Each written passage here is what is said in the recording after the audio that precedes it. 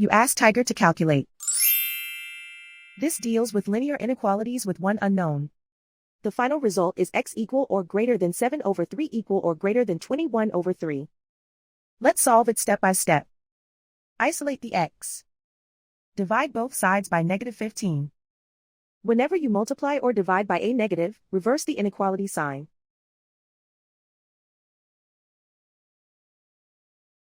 Cancel out the negatives.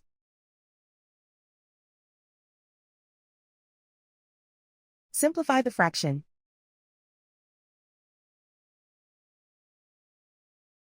Cancel out the negatives.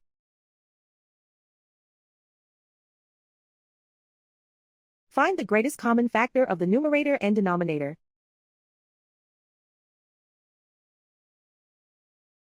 Factor out and cancel the greatest common factor.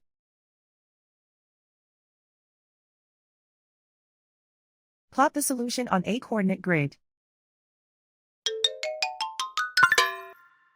And so the final result is x equal or greater than 7 over 3 equal or greater than 21 over 3.